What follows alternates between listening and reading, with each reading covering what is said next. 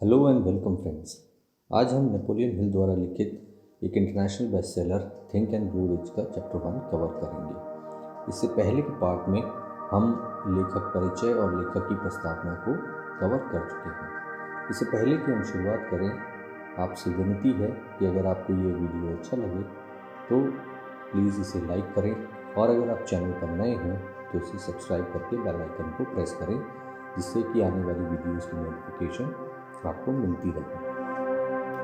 तो आइए शुरू करते हैं चैप्टर नंबर 1, जिसका शीर्षक है परिचय, सोच की शक्ति। वह आदमी जिसने अपना रास्ता थॉमस एडिसन के साथ साझेदारी में सोचा।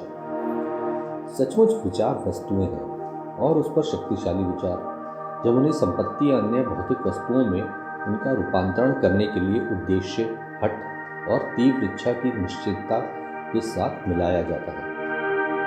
30 साल से थोड़ा अधिक वर्ष पहले एडविन सी बॉन्स ने खोजा कि यह कितना सच है कि आदमी सचमुच सोचता है और अमीर बन जाता है। उनकी खोज एक ही बार में नहीं आई थी। यह महान एडिसन का व्यापार सहयोगी बनने की एक तीव्र इच्छा ने साथ धीरे धीरे आई थी। बॉन्स की इच्छा थी कि मुख्य विशेषताओं में से एक यह है कि वह निश्चित थी। वह एडिसन के साथ काम करना चाहता था, उसके लिए नहीं। ध्यान से विचारपूर्वक विवरण देखें कि किस प्रकार उसने अपनी इच्छा को वास्तविकता में रूपांतरित किया और आप अमेरी तक ले जाने वाले 13 सिद्धांतों के बारे में बेहतर तरीके से समझ पाएंगे। जब पहली बार उसके मन में यह इच्छा या विचार का आवेग पौंधा तो वह इस कार्रवाई पर करने की स्थिति में नहीं था। उसके रास्ते में 2 मुश्किलें खड़ी थी। वह श्रीमान एडिसन को नहीं जानता था और उसके पास ऑरेंज, न्यू जर्सी जाने के लिए अपने रेल किराए के भुगतान के लिए पर्याप्त पैसे नहीं थे। ये परेशानी अधिकतर आदमियों की अपनी इच्छा पूरी करने के किसी भी प्रयास को हतोत्साहित करने के लिए काफ़ी थी। लेकिन उसकी इच्छा साधारण नहीं थी।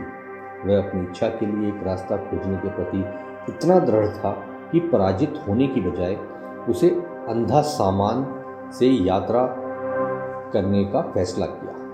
अगुरु के लिए इसका मतलब यह है कि वह पूर्व ऑरेंज एक मालगाड़ी पर सवार होकर गया। उसने खुद को श्रीमान एडिसन की प्रयोगशाला में प्रस्तुत किया और घोषणा की कि वह आविष्कारक के साथ व्यापार करने के लिए आया है। बार्न्स और एडिसन के बीच पहली बैठक की बातचीत में सालों बाद श्रीमान एडिसन ने कहा, वह वहां मेरे सामने खड़ा था, एक साधारण आवारा की तरह, लेकिन उसके चेहरे की अभिव्यक्ति में कुछ था जिसने यह धारणा दी कि वह उस चीज़ को पाने के लिए दृढ़ है जिसे पाने के लिए वह आया था। मैंने लोगों के साथ सालों के अनुभव से सीखा था कि जब एक आदमी वास्तव में इतनी गहराई से एक चीज़ को पाने की इच्छा करता है कि वह इसे पाने के लिए अपने पूरे भविष्य को चक्के के एक घुमाव पर दांव पर लगाने को तैयार हो जाता है, तो उसकी जीत सुनिश्चित होती है। मैंने उसे वह अवसर दिया जो उसने मांगा, क्योंकि मैंने देखा कि उसने तब तक कार्रवाई करने का मन बना लिया था जब तक कि सफलता नहीं मिलती। बाद में साबित हो गया कि कोई गलती नहीं की गई थी। उस अवसर पर जो कुछ भी हुआ, युवा बार्न्स ने श्रीमान एडिसन से कहा, वह उससे कहीं कम महत्वपूर्ण था जो उसने सोचा था। एडिसन ने खुद ऐसा कहा था। यह उस युवा का रंगरूप नहीं हो सकता था जिसने उसे एडिसन के कार्यालय में अपनी शुरुआत दी, क्योंकि वह तो निश्चित रूप से उसके खिलाफ थी। यह तो उसकी सोच थी जिससे भरोसा हुआ। यदि इस बयान का महत्व इसे पढ़ने वाले हर व्यक्ति तक पहुंच पाता तो इस किताब के शेष हिस्सों की कोई ज़रूरत नहीं होती। बार्न्स को अपने पहले साक्षात्कार में एडिसन की साझेदारी नहीं मिली थी। उसे एक बहुत ही मामूली मजदूरी पर एडिसन के कार्यालयों में काम करने का अवसर मिला।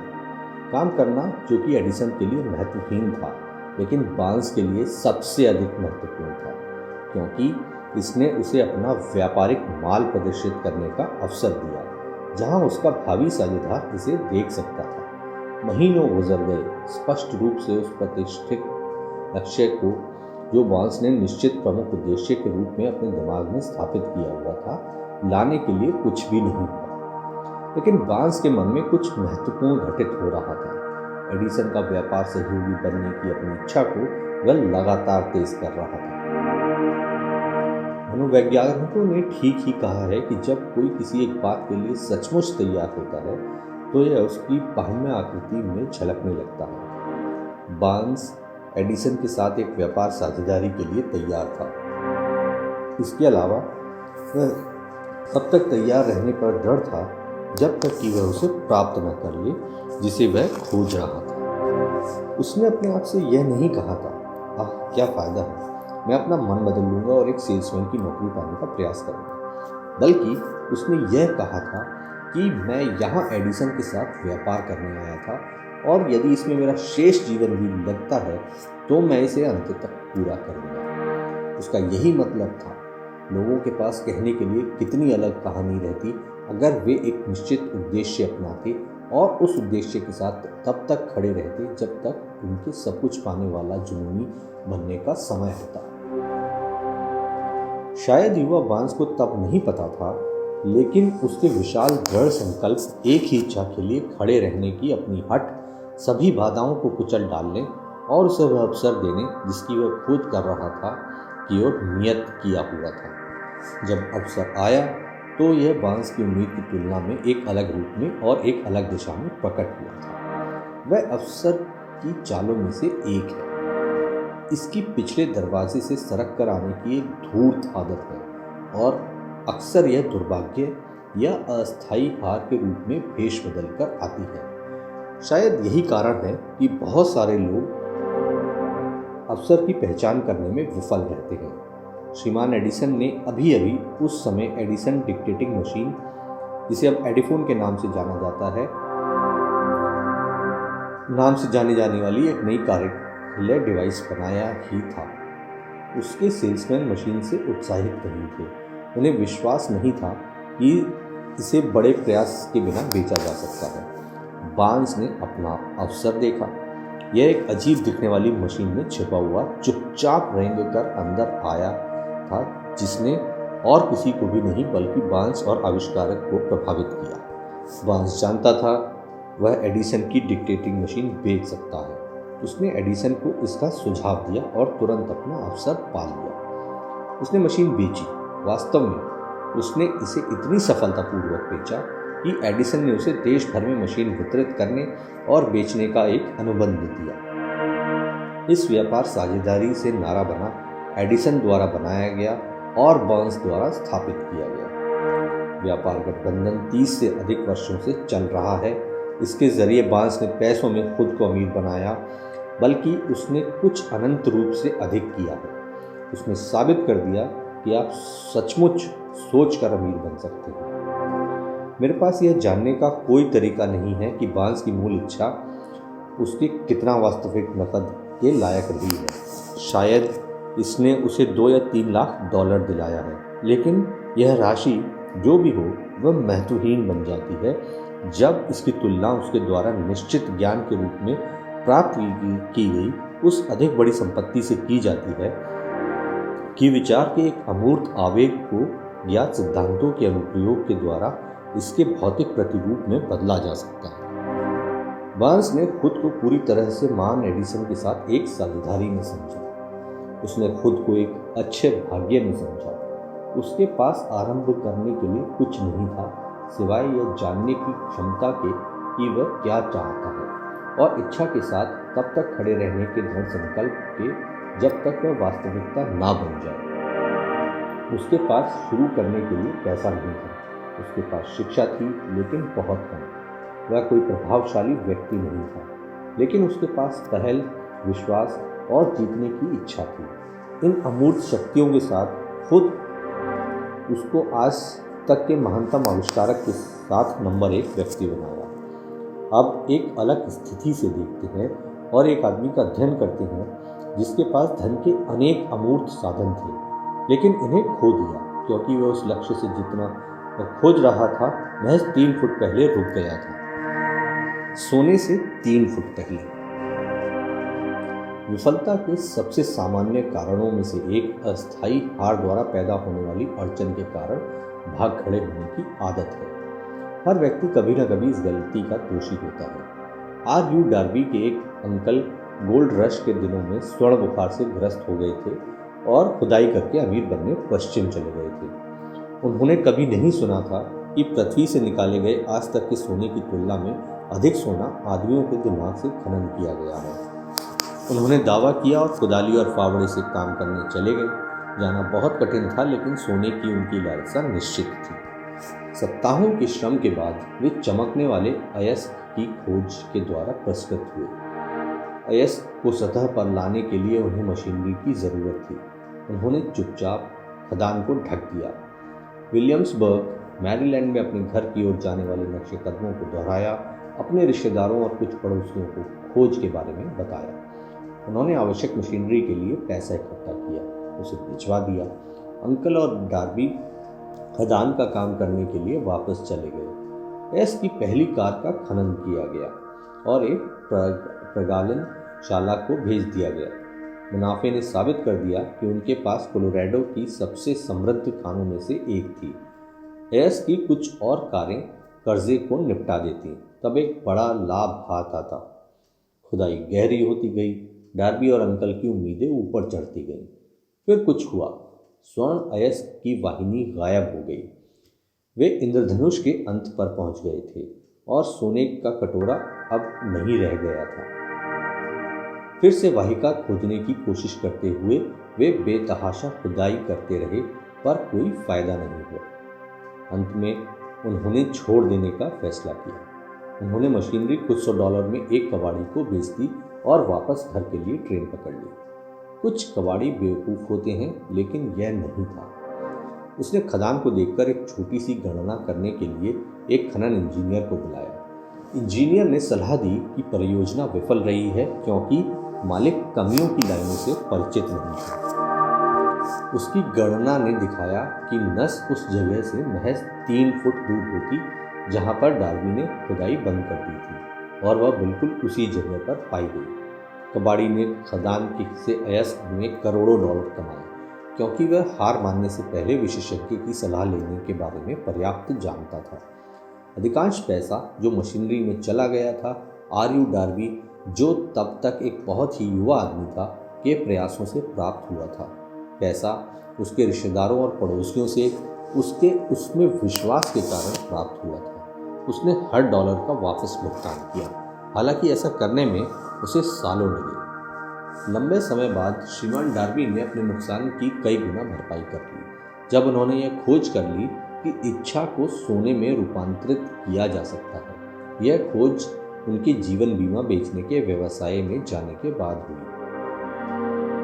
यह याद करते हुए कि उसने एक बहुत बड़ा सौभाग्य खो दिया क्योंकि वह सोने से 3 फीट पहले ही रुक गया था, डार्बी को अपने चुने कार्य में इस अनुभव से लाभ हुआ।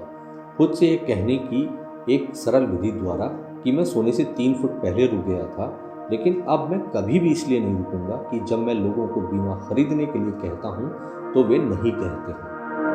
डार्बी सालाना $1 लाख से अधिक का जीवन बीमा बेचने वाले 50 लोगों से भी कम लोगों के एक छोटे समूह के सदस्यों में से एक है। वह सोने के खनन के कारोबार में अपने छोड़ देने से सीखे हुए सबक से चिपके रहने की योग्यता का ऋणी है। किसी भी आदमी के जीवन में सफलता आने से पहले उसे काफ़ी अस्थायी असफलता और शायद कुछ पराजय मिलना तय है। जब पराजय एक आदमी को काबू करती है तो सबसे आसान और सबसे तार्किक बातों से छोड़ देना होता है। ज़्यादातर लोग बिल्कुल यही करते हैं। इस देश के अभी तक के सबसे सफल लोगों में से 500 से अधिक लोगों ने लेखक को बताया कि उनकी सबसे बड़ी सफलता उन्हें मिली हार के बिंदु से परे, सिर्फ एक कदम आगे मिली। विफलता, विडंबना और चालाकी की एक गहरी भावना वाली एक चालबाज है। यह सफलता पर लगभग पहुंचे हुए व्यक्ति को ठोकर मारने में बड़ा आनंद मिलती है। दृढ़ता में एक 50 सेंट का सबक। श्रीमान डार्बी के हार्ड नॉक विश्वविद्यालय से अपनी डिग्री प्राप्त करने और सोने के खनन के कारोबार में अपने अनुभव से लाभ उठाने का फैसला करने के तुरंत बाद ही उनके पास एक अवसर पर सौभाग्य उपस्थित था, जिसने उनके सामने साबित किया कि ज़रूरी नहीं कि नहीं का मतलब नहीं। एक दोपहर और पुराने ज़माने की चक्की में गेहूं पीसने से अपने अंकल की मदद कर रही थी।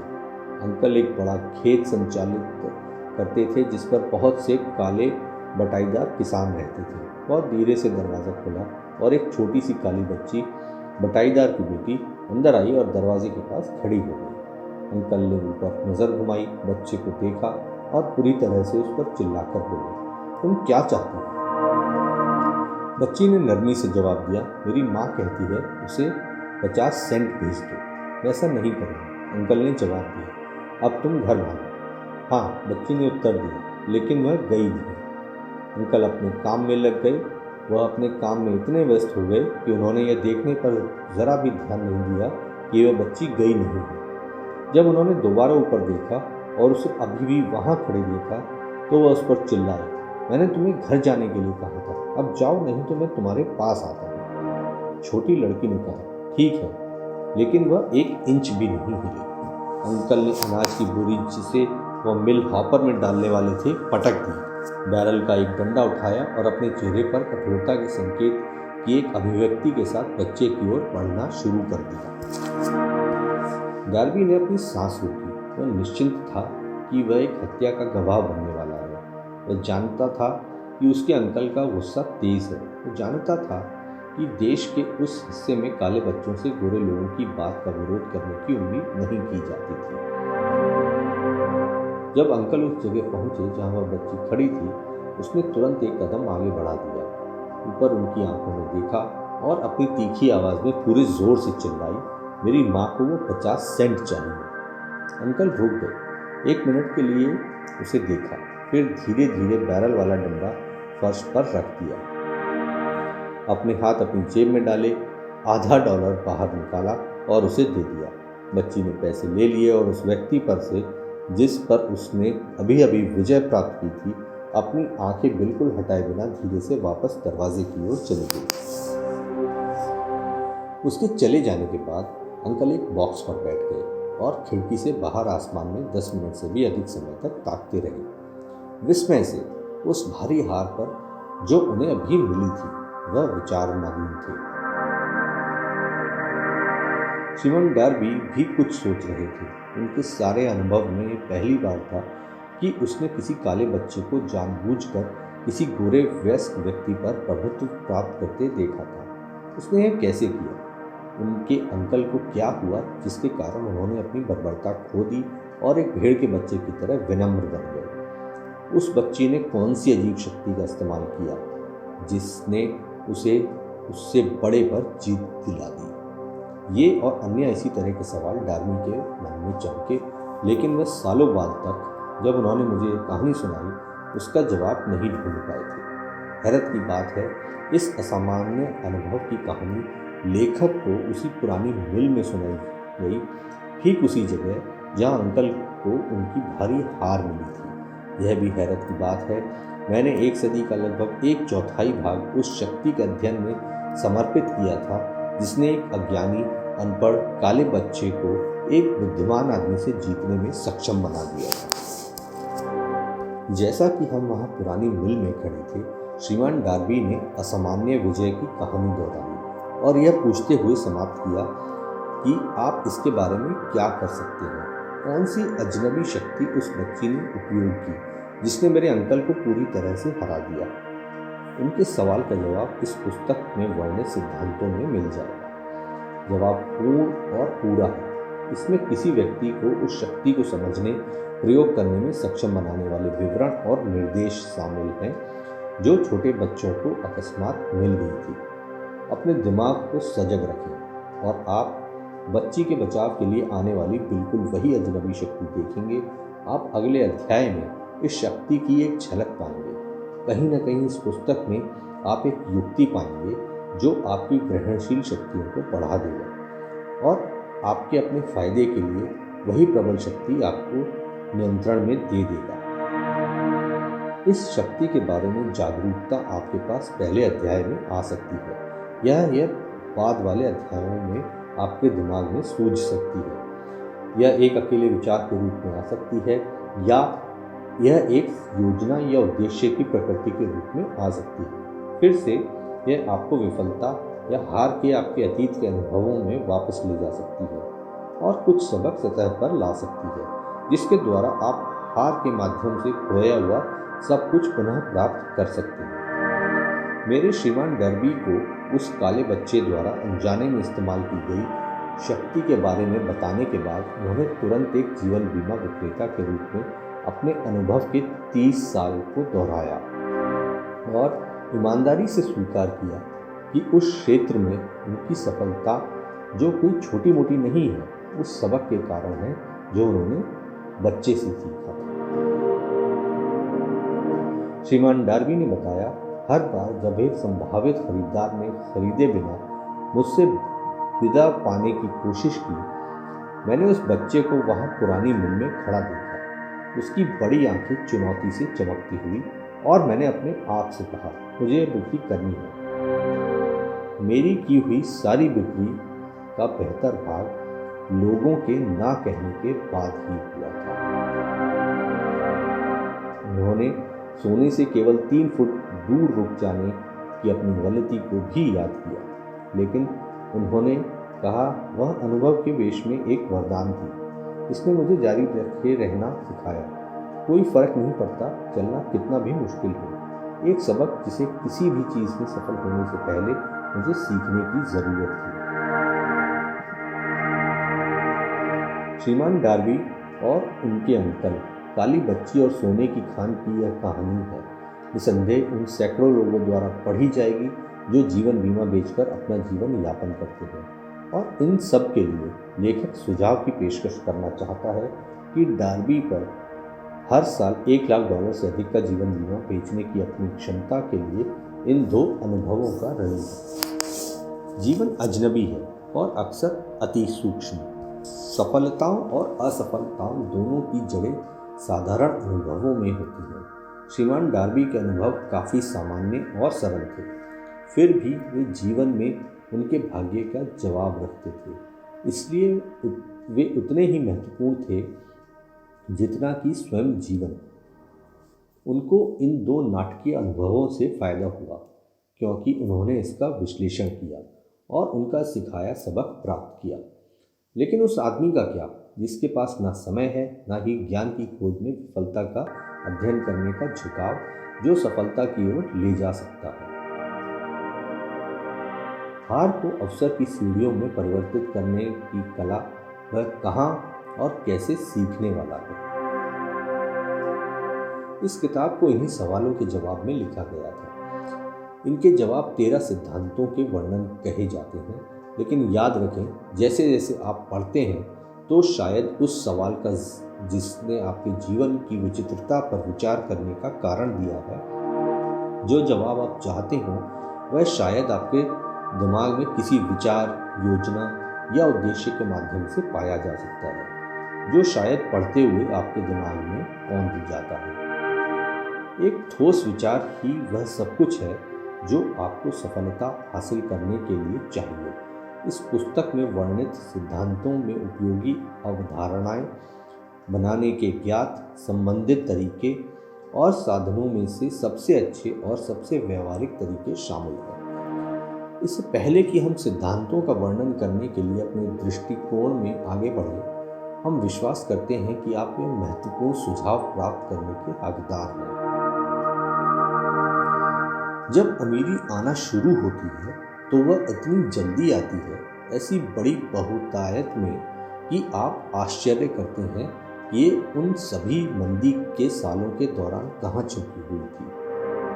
यह एक चौंकाने वाला बयान है और अन्य सब भी इसी तरह, जब हम आम धारणा को ध्यान में लाते हैं कि अमीरी कठिन और लंबे समय तक काम करने वाले लोगों को ही मिलती है। जब आप सोचना और अमीर बनना शुरू करते हैं, आप देखेंगे कि अमीरी मन की एक अवस्था से उद्देश्य की निश्चितता के साथ बहुत थोड़ी या बिल्कुल भी नहीं मेहनत के साथ शुरू होती है। आप और हर अन्य व्यक्ति को यह जानने में रुचि लेनी चाहिए कि किस प्रकार दिमाग की उस अवस्था को प्राप्त किया जाए जो अमीरी को आकर्षित करेगा। मैंने 25,000 से अधिक लोगों का विश्लेषण करते हुए अनुसंधान में 25 साल बिता दिए, क्योंकि मैं भी जानना चाहता था उस तरह से लोग अमीर कैसे बनते हैं। उस अनुसंधान के बिना यह पुस्तक लिखी नहीं जा सकती थी। यहाँ एक बहुत ही महत्वपूर्ण सच्चाई पर ध्यान देते हैं, अर्थात व्यापार मंदी 1929 में शुरू हुई थी और विनाश के रिकॉर्ड समय तक जारी रही, जब तक कि कुछ समय बाद राष्ट्रपति रूजवेल्ट ने कार्यालय में प्रवेश किया। फिर मंदी शून्य में फीकी होनी शुरू हो गई, बिल्कुल उसी तरह जैसे एक थिएटर में एक बिजली मिस्त्री इतनी धीरे धीरे रोशनी उठाता है कि आपके इसे महसूस करने से पहले अंधेरा प्रकाश में परिवर्तित हो जाता है। ऐसे ही लोगों के मन में भय का जादू धीरे धीरे फीका हो जाता है और विश्वास बन जाता है। बहुत बारीकी से निरीक्षण करें, जितनी जल्दी आप इस दर्शन के सिद्धांतों पर प्रभुत्व प्राप्त करते हैं और उन सिद्धांतों को लागू करने के लिए निर्देशों का पालन करना शुरू करते हैं, आपकी वित्तीय स्थिति में सुधार आना शुरू हो जाएगा और जिस चीज़ को भी आप छुएंगे वह आपके फायदे के लिए संपत्ति में बदलना शुरू हो जाएगा। संभव? बिल्कुल नहीं। मानव जाति की मुख्य कमजोरियों में से एक औसत आदमी का असंभव शब्द के साथ परिचित होना है। वह उन सभी नियमों को जानता है जो काम नहीं करेंगे। वह उन सभी चीज़ों को जानता है जिन्हें नहीं किया जा सकता है। इस किताब को उन लोगों के लिए लिखा गया था जिन्हें उन नियमों की तलाश है, जिन्होंने दूसरों को सफल बना दिया है और जो सब कुछ उन नियमों पर दांव पर लगाने के लिए तैयार है। कई साल पहले मैंने एक बढ़िया शब्दकोश खरीदा था। पहली बात जो मैंने इसके साथ की वह थी असंभव शब्द पर जाना और उसे बड़े करीब से किताब से हटा देना। आपके लिए करना कोई मूर्खता की बात नहीं होगी। सफलता उन लोगों को मिलती है जो सफलता के प्रति सचेत हो जाते हैं। असफलता उन लोगों को मिलती है जो उदासीनता से खुद को असफलता के प्रति जागरूक बनने की अनुमति देते हैं। इस पुस्तक का उद्देश्य उन लोगों की मदद करना है जिन्हें दिमाग की विफलता की चेतना को सफलता की चेतना में बदलने की कला सीखने के लिए इसकी तलाश है। कुल मिलाकर बहुत से लोगों में पाई जाने वाली एक और कमजोरी स्वयं के विचार और मान्यताओं द्वारा हर चीज़ और हर किसी को मापने की आदत है। कुछ लोग जो इसे पढ़ेंगे वे विश्वास करेंगे कि कोई भी सोचकर अमीर नहीं बन सकता है। वे अमीरी के दृष्टिकोण से नहीं सोच सकते हैं क्योंकि उनकी सोचने की आदत गरीबी, अभाव, दुख, विफलता और हार से भरी हुई है। ये दुर्भाग्यपूर्ण लोग मुझे एक प्रमुख चीनी की याद दिलाते हैं जो अमेरिकी मायनों में शिक्षित होने के लिए अमेरिका आया था। उसने शिकागो विश्वविद्यालय में दाखिला लिया। एक दिन राष्ट्रपति हार्पर परिसर में इस युवा ओरिएंटल से मिले। कुछ मिनट उसके साथ बातचीत करने के लिए रुके और पूछा कि अमेरिकी लोगों की कौन सी सबसे ज़्यादा ध्यान दिए जाने लायक विशेषता ने उसे प्रभावित किया था। क्यों? आकर्षित चकित चीनी बोला, तुम्हारी आंखों का अजीब तिरछापन। आपकी आंखें तिरछी नहीं हैं। हम चीनियों के बारे में क्या कहते हैं? हम उस पर विश्वास करने से मना कर देते हैं जो हमें समझ में नहीं आती है। हम मूर्खतापूर्वक विश्वास करते हैं कि हमारी अपनी सीमाओं का उचित माप है। निश्चित ही अन्य लोगों की आंखें तिरछी नहीं होती क्योंकि वे वैसी नहीं हैं जैसी हमारी है। लाखों लोग हेनरी फोर्ड की उपलब्धियों को देखते हैं। उनके पहुंच जाने के बाद उनकी अच्छी किस्मत या भाग्य या प्रतिभा या जो कुछ भी जिसे आप फोर्ड के भाग्य के लिए जिम्मेदार मानते हैं के कारण उनसे ईर्ष्या करते हैं। शायद हर 100,000 में से एक व्यक्ति फोर्ड की सफलता का राज जानता है और जो जानते हैं वे इसकी सरलता के कारण इसके बारे में बात करने के प्रति बहुत सादे संकोची हैं। एक एकल व्यवहार इस राज को पूरी तरह से चित्रित कर देगा। कुछ साल पहले फोर्ड ने अपना आज का मशहूर V8 मोटर का उत्पादन करने का फैसला किया था। उन्होंने एक ब्लॉक में पूरे 8 सिलेंडरों वाले एक इंजन का निर्माण करना चुना। और अपने इंजीनियरों को इंजन का एक डिज़ाइन प्रस्तुत करने का निर्देश दिया। डिज़ाइन को कागज़ पर रख दिया गया था, लेकिन इंजीनियरों ने एक व्यक्ति से सहमति व्यक्त की कि एक टुकड़े में एक 8 सिलेंडर वाले गैस इंजन ब्लॉक की ढलाई करना सामान्यतः असंभव था। फोर्ड ने कहा, किसी भी तरह इसका निर्माण करो, लेकिन उन्होंने जवाब दिया, यह असंभव है। आगे बढ़ो। फोर्ड ने आज्ञा दी, और काम पर लगे रहो जब तक कि सफल ना हो जाओ। कोई फर्क नहीं पड़ता कितना समय लगता है।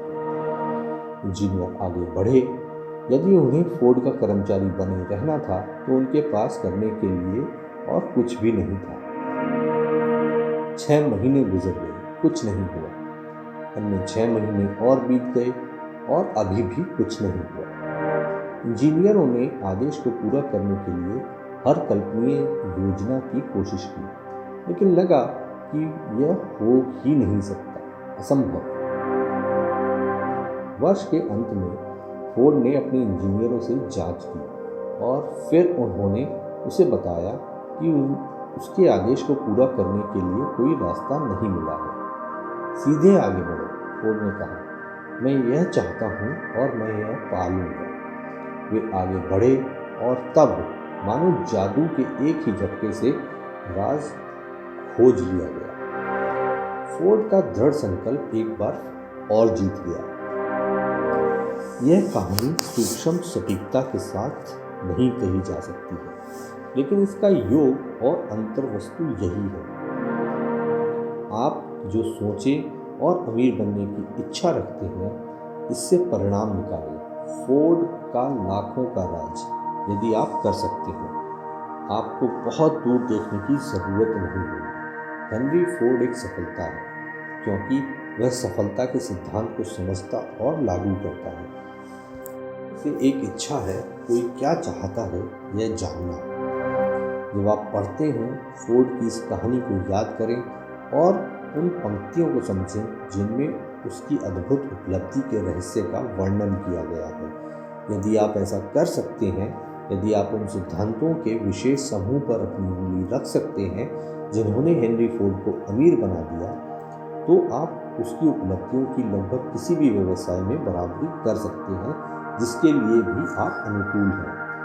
आप अपने भाग्य के मालिक, अपनी आत्मा के कप्तान हैं, क्योंकि जब हेनले ने पूर्व कथित पंक्तियाँ मैं अपने भाग्य का मालिक हूँ, मैं अपनी आत्मा का कप्तान हूँ लिखा था, उन्हें हमें सूचित करना चाहिए था कि हम अपने भाग्य के स्वामी हैं, अपनी आत्मा के कप्तान हैं, क्योंकि हमारे पास अपने विचारों को नियंत्रित करने की शक्ति है।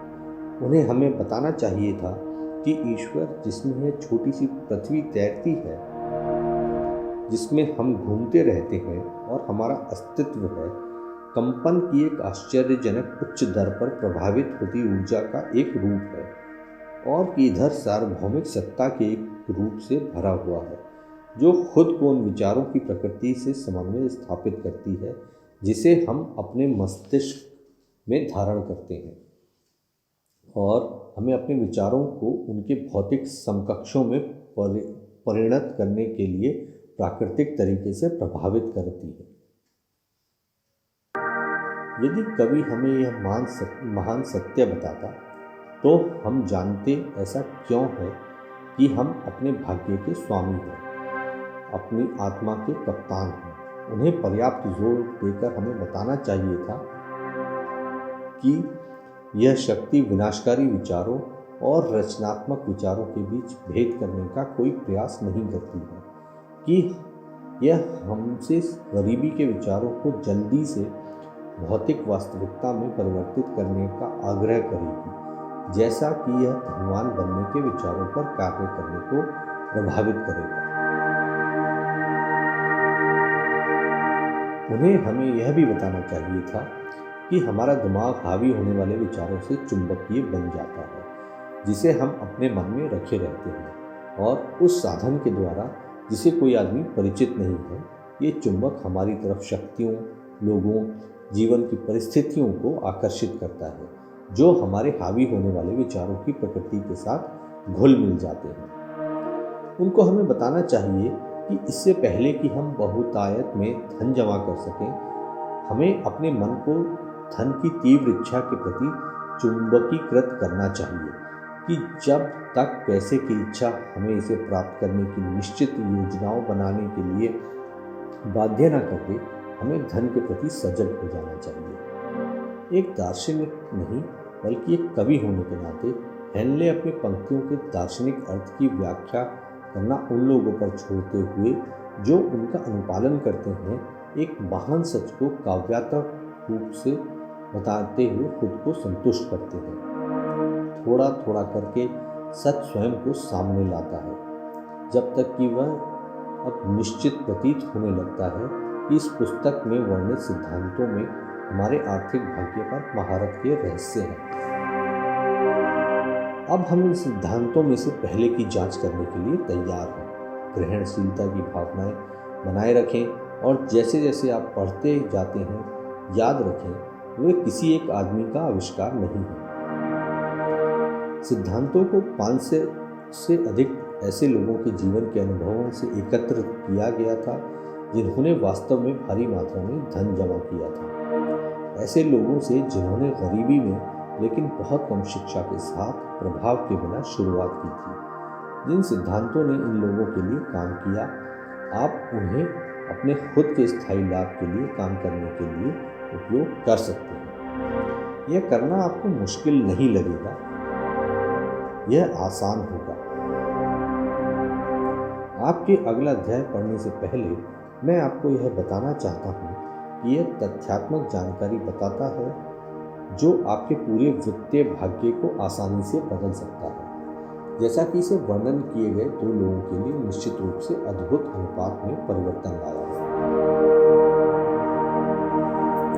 मुझे लगता है कि यह भी आप जानना चाहते हैं। इन 2 पुरुषों और मेरे खुद के बीच संबंध इस प्रकार है कि मैं तथ्यों के साथ कोई स्वतंत्रता नहीं ले सकता हूँ। यहाँ तक कि अगर ऐसा करने की मेरी कामना होती तो भी उनमें से एक लगभग 25 साल से मेरे करीबी व्यक्तिगत दोस्त हैं, दूसरे मेरे ही बेटे हैं। इन 2 लोगों की असामान्य सफलता जो वे उदारता से अगले अध्याय में वर्णित सिद्धांत को इस सिद्धांत के दूर दराज शक्ति पर जोर देने के एक साधन के रूप में सही ठहराते हुए इस व्यक्तिगत संदर्भ से अधिक मान्यता देते हैं। लगभग 15 साल पहले मैंने सलेम कॉलेज, सलेम, पश्चिम वर्जीनिया में उद्घाटन भाषण दिया था। मैंने अगले अध्याय में वर्णित सिद्धांत पर जोर दिया, इतनी तीव्रता के साथ कि स्नातक वर्ग के सदस्यों में से एक ने निश्चित रूप से इसे विनियोजित किया और इसे अपने खुद के दर्शन का एक हिस्सा बना लिया। वह युवक और कांग्रेस का एक सदस्य है और वर्तमान प्रशासन में एक महत्वपूर्ण कारक है। इस पुस्तक के प्रकाशक के पास जाने से ठीक पहले उन्होंने मुझे एक पत्र लिखा था, जिसमें उन्होंने इतने स्पष्ट रूप से अगले अध्याय में लिखित सिद्धांत के बारे में अपनी राय रखी थी कि मैंने उनके पत्र को उस अध्याय के एक परिचय के रूप में प्रकाशित करने के लिए चुना है। यह आपको आने वाले पुरस्कार का एक अनुमान देता है। मेरे प्यारे नेपोलियन, कांग्रेस के एक सदस्य के रूप में मेरी सेवा ने पुरुषों और महिलाओं की समस्याओं ने मुझे एक अंतर्दृष्टि दिया है। मैं एक सुझाव की पेशकश करने के लिए लिख रहा हूँ जो हजारों योग्य लोगों के लिए उपयोगी हो सकता है। क्षमा याचना के साथ मुझे कहना है कि सुझाव पर यदि काम किया जाता है तो उसका मतलब होगा आपके लिए कई वर्षों का श्रम और जिम्मेदारी। लेकिन मैं सुझाव देने के लिए उत्साहित हूँ क्योंकि मुझे उपयोगी सेवा प्रदान करने के प्रति आपका महान प्यार पता है। 1922 में जब मैं स्नातक कक्षा का एक सदस्य था, आपने सलीम कॉलेज में उद्घाटन भाषण दिया था। उस संबोधन में आपने मेरे मन में एक विचार रोक दिया था जो मुझे अब अपने राज्य के लोगों की सेवा करने का अवसर मिलने के लिए जिम्मेदार है और मुझे भविष्य में जो कुछ भी सफलता मिल सकती है उसके लिए एक बहुत बड़े पैमाने पर जिम्मेदार होगा। मन में मेरे पास सुझाव है कि आपने सलीम कॉलेज में जो संबोधन किया था उसका संकलन और सामग्री आप एक किताब में प्रस्तुत करें और उस तरह से अमेरिका के लोगों को अपने कई वर्षों के अनुभव और उन लोगों के साथ जुड़ाव जिन्होंने अपनी महानता से अमेरिका को पृथ्वी पर सबसे अमीर देश बना दिया है, द्वारा लाभान्वित होने का एक अवसर दे। मुझे वह सब इस तरह याद है यह मानो कल ही की बात थी। आपने उस विधि के विषय में अद्भुत वर्णन किया था जिसके द्वारा हेनरी फोर्ड बहुत थोड़ी स्कूली शिक्षा के साथ बिना $1 के, बिना किसी प्रभावशाली दोस्तों के महान ऊंचाइयों तक पहुंचे थे। मैंने तब आपके अपना भाषण समाप्त करने के पहले ही अपना मन बना लिया था कि मुझे अपने लिए एक जगह बनानी होगी। इससे कोई फर्क नहीं पड़ता कि मेरी जीत में कितनी कठिनाइयों का सामना करना पड़ता है। इस साल और अगले कुछ वर्षों के भीतर हजारों युवा लोगों की स्कूली शिक्षा पूरी हो जाएगी। उनमें से हर एक इस तरह के व्यवहारिक प्रोत्साहन के एक संदेश की मांग करेगा जैसा कि मैंने आपसे एक प्राप्त किया था। वे जानना चाहते होंगे कि जीवन की शुरुआत करने के लिए किधर मुड़ना है, क्या करना है। आप उन्हें बता सकते हैं क्योंकि आपने कई लोगों की इतनी सारी समस्याओं का समाधान करने में मदद की है। यदि कोई भी संभव तरीका है जिसे एक इतनी महान सेवा प्रदान करना आप वहन कर सकते हैं, तो क्या मैं एक सुझाव की पेशकश कर सकता हूँ कि आप हर किताब में उस किताब के खरीदार को एक ऐसे पूर्ण आत्म आविष्कार का लाभ हो सकने के क्रम में अपने व्यक्तिगत विश्लेषण चार्ट में से एक को शामिल करें, उसी तरह संकेत करते हुए जैसा आपने सालों पहले मेरे लिए संकेत किया था कि सफलता के रास्ते में वास्तव में क्या खड़ा है। इस तरह की एक सेवा पाठकों को उनकी गलतियों और उनके गुणों के एक पूरे निष्पक्ष चित्र के साथ आपकी किताब उपलब्ध कराने का उनके लिए मतलब होगा सफलता और विफलता के बीच का अंतर। सेवा अमूल्य होगी। लाखों लोग इस समय निराशा के कारण एक वापसी के मंचन की समस्या में से दो चार हो रहे हैं। और मैं अपने निजी अनुभव से कहता हूँ, जब मैं कहता हूँ मैं जानता हूँ, ये मेहनती लोग आपको अपनी समस्या बताने के अवसर और समाधान के लिए आपके सुझावों का स्वागत करेंगे। आप उन लोगों की समस्याओं को जानते हैं जिन्हें सब कुछ फिर से शुरुआत करने की आवश्यकता का सामना करना पड़ता है। अमेरिका में आज ऐसे हजारों लोग हैं जो जानना चाहते हैं कि वे अवधारणाओं को पैसे में कैसे बदल सकते हैं, जिन लोगों को शून्य से वित्त के बिना शुरुआत करनी है और अपने घाटे को संभालना है। यदि कोई उनकी मदद कर सकता है तो आप कर सकते हैं। यदि आप पुस्तक प्रकाशित करते हैं तो प्रेस से आई हुई आप द्वारा व्यक्तिगत रूप से हस्ताक्षरित पहली प्रति मैं खुद प्राप्त करना चाहता हूँ। शुभकामना के साथ मुझ पर विश्वास करें। दिल से आपका, Jennings रेडोल्फ। Thank you friends for watching this video. ये इस पुस्तक का पहला चैप्टर था। आपसे फिर मुलाकात होगी इसके नेक्स्ट चैप्टर के साथ।